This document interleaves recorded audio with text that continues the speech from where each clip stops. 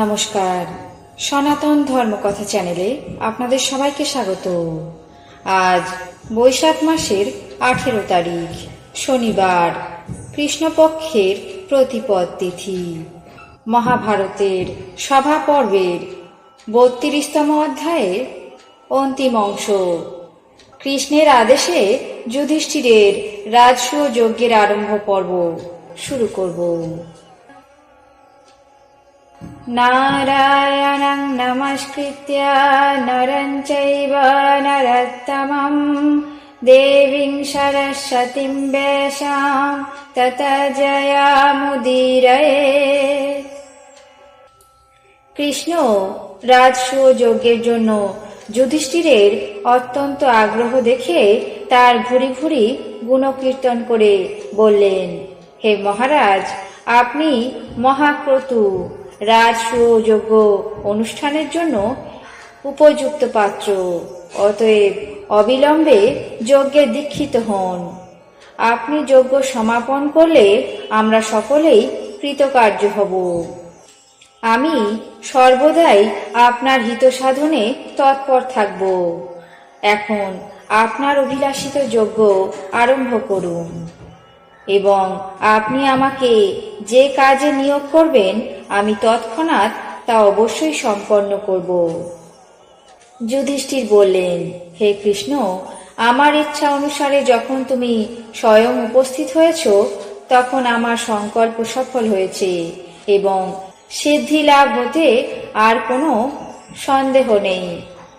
কৃষ্ণের অনুমতি নিয়ে ভাইদের সঙ্গে রাজসূয় যজ্ঞের অনুষ্ঠানের জন্য দ্রব্য সামগ্রী আহরণ করতে লাগলেন।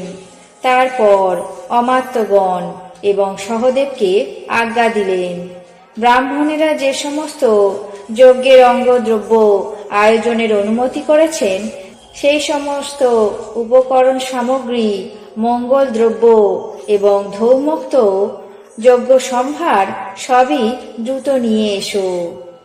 ইন্দ্রসেন, বিষক এবং অর্জুন সারথি পুরু এরা আমার অত্যন্ত হিতাকাঙ্ক্ষী। অন্ন আদি আহরণে নিযুক্ত হন। তুমি ব্রাহ্মণদের মঙ্গল সাধনের জন্য মনোহর, সুরস, সুগন্ধি সমস্তই আয়োজন করো। যুধিষ্ঠিরের কথা শেষ হতে না হতেই সহদেব অতি বিনীতভাবে বললেন, মহারাজ, আপনার আদেশে পূর্বেই এই সকল কার্য সম্পন্ন হয়েছে। তারপর মহর্ষি ব্যাসদেব মূর্তিমান বেদ স্বরূপ কিছু ঋত্বিক নিয়ে এলেন এবং তিনি স্বয়ং সেই যজ্ঞের ব্রহ্মকার্যে দীক্ষিত হলেন। অর্জুন ব্রতী হলেন। ব্রহ্মৃষ্ট, যাজ্ঞবল্ক, অর্ধর্জু, বসুপুত্র, পৌল এবং ধৌম, হোতা এবং বেদান্ত পারক অন্যান্য শিষ্যগণ এবং তাদের পুত্রগণ সদস্য হলেন। তারা যজ্ঞের বিষয়ে নানাবিধ তর্ক বিতর্ক করে, স্বস্তিবাচন করে, সংকল্প করে সেই মহৎ যজ্ঞস্থানের শাস্ত্রোক্ত পূজা করলেন।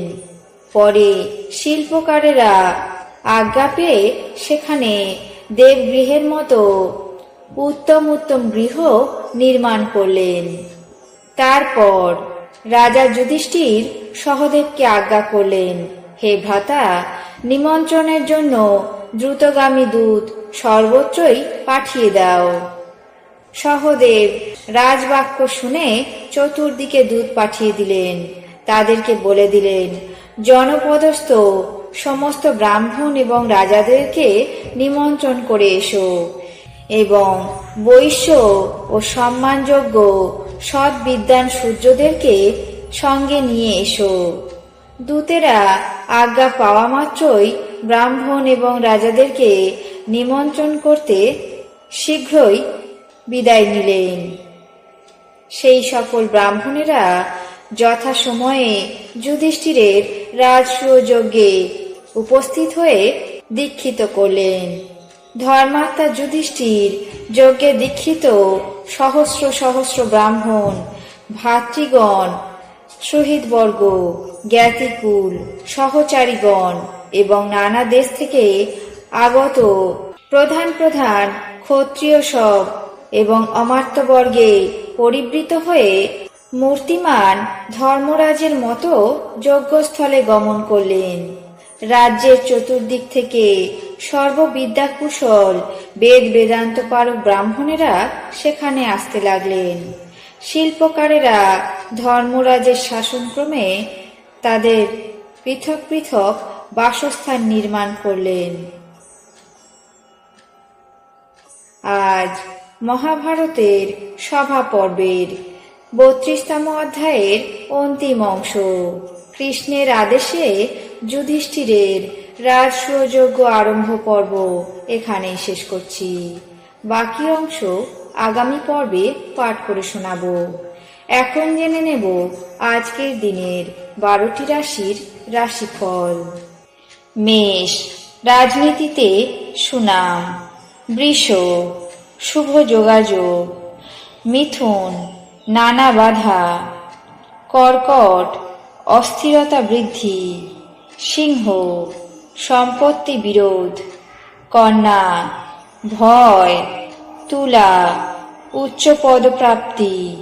বৃশ্চিক, বিরাগ ভাজন। ধনু, শিরোপীড়া। মকর, বিষাদগ্রস্ত। কুম্ভ, উচ্চ আশা। মীন, মানহানি। এই ছিল আজকের দিনের 12টি রাশির রাশিফল।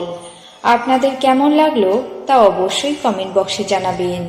চ্যানেলটিকে সাবস্ক্রাইব করবেন, লাইক করবেন, শেয়ার করবেন। ধন্যবাদ।